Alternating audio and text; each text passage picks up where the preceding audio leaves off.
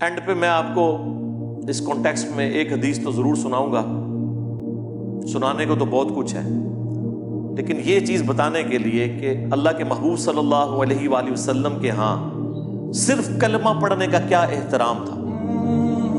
بخاری اور مسلم دونوں میں حدیث ہے، ایک صحابی کہتے ہیں یا رسول اللہ صلی اللہ علیہ وآلہ وسلم بالفرض فرض کریں میں میدان جنگ میں ہوں اور میرے سامنے ایک کافر آ جائے، لڑائی کے دوران وہ میرا ایک ہاتھ بھی کاٹ دے۔ ذرا آپ نے سچویشن وہ جس طریقے سے ڈرامائی صورتحال اس صحابی نے بنا کے پیش کی ہے نا، وہ تو سمجھ رہے تھے کہ یہ فتویٰ کو میری مرضی کا ملے گا کہ یا رسول اللہ میں کافر سے لڑ رہا ہوں، حدیث بخاری میں بھی ہے مسلم میں بھی، لڑائی کے دوران اس نے میرا ایک ہاتھ بھی کاٹ دیا، میں شدید زخمی ہوں، پھر اچانک سے وہ میری تلوار کے نیچے آ جائے اور اینڈ ٹائم پہ وہ کلمہ پڑھ دے، اب بتائیں کیا کرنا چاہیے؟ تو سرکار یہ کسی مولوی سے تو مسئلہ نہیں پوچھا جا رہا تھا، یہ تو اللہ کے محبوب صلی اللہ علیہ وآلہ وسلم سے مسئلہ پوچھا جا رہا تھا۔ آپ نے فرمایا کہ تم اسے چھوڑ دو کیونکہ اس نے کلمہ پڑھ لیا۔ ان کا یا رسول اللہ میرا ہاتھ کاٹ دیا۔ آپ نے فرمایا اگر تم نے اسے قتل کیا تو قتل کرنے سے پہلے جس جگہ پہ وہ تھا نا، اس کے قتل کرنے کے بعد تم اس جگہ پہ آ جاؤ گے اور وہ تمہاری جگہ پہ آ جائے گا اللہ کے رسول۔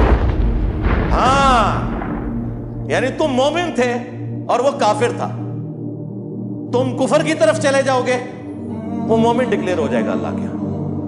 یہ کتنا خطرناک معاملہ ہے۔ یہ حدیث میں نے آج پہلی دفعہ آن ایئر بیان کی ہے، وہ دوسری اسامہ ابن زید والی تو میں نے کافی دفعہ بیان کی ہے، وہ بھی اس کو سپورٹیو ہے، اس میں تو فزیکلی یہ واقعہ ہوا ہے، بخاری مسلم دونوں میں حدیث ہے۔ اسامہ ابن زید کہتے ہیں ایک جنگ کے دوران جب ایک کافر میری تلوار کی زد میں آ گیا تو ظاہر ہے اس نے ڈر کی وجہ سے، پاسبلٹی تو یہی تھی، اس نے کلمہ پڑھ دیا، پھر بھی انہوں نے اسے قتل کر دیا، لیکن دل میں قلق تھا۔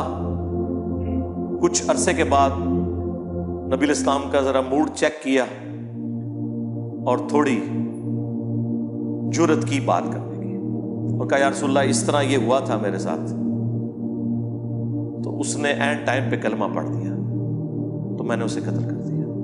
تو نبی الاسلام نے فرمایا کہ جب اس نے کلمہ پڑھ لیا تھا تب بھی تو نے اسے قتل کر دیا؟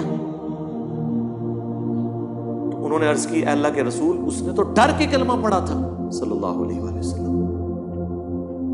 اب کسی حد تک ان کی اسیسمنٹ درست تھی، ہم بھی ہوتے تو یہی اسیسمنٹ کرتے، این ممکن ہے کہ ایسا ہی ہوا ہو، لیکن اس کے بھی چانسز ہیں کہ ایسا نہ ہوا ہو۔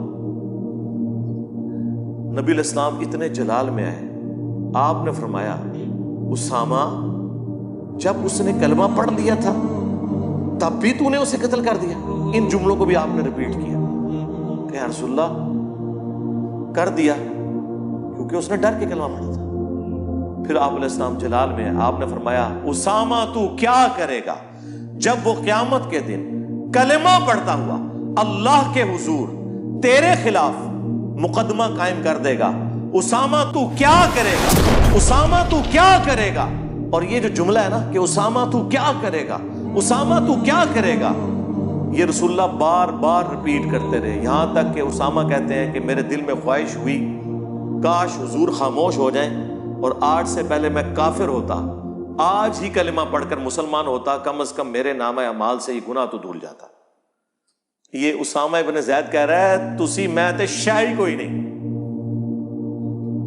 اسامہ نبی الاسلام کے پوتوں کی مانے تھا، صحیح بخاری میں حدیث ہے کہ زانوں پہ ایک طرف حسن ابن علی کو حضور بٹھاتے تھے، دوسری طرف اسامہ ابن زید کو، بچوں کی طرح، کیونکہ زید ابن حارثہ کا بیٹا تھا۔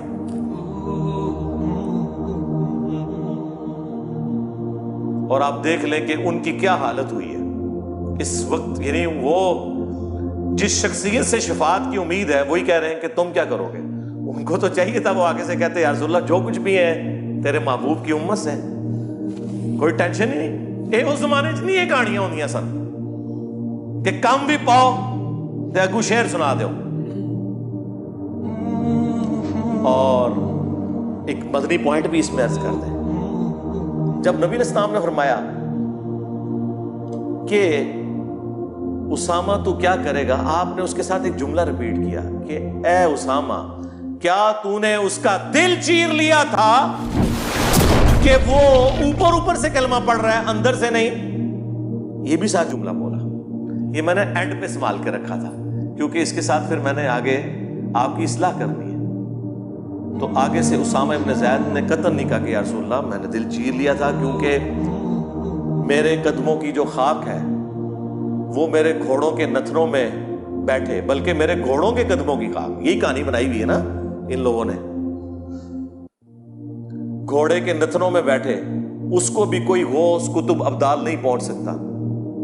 تو یا رسول اللہ جب غوث کتب ابدال ایک ہتھیلی پہ پوری کائنات کو دیکھتے ہیں, جی یا رسول اللہ میں نے دل چیر لیا تھا, تو ہم پھر کیوں نہ عرض کریں کہ اگر اسامہ ابن زید کا یہ سٹیٹس ہے کہ وہ کسی کا دل چیر کر نہیں دیکھ سکتے, تے بابے تے شاہی کوئی نہیں, نبی کے جیسا ہے ہی کوئی نہیں, بابے تے شاہی کوئی نہیں, یعنی نبی علیہ السلام کے مقابلے.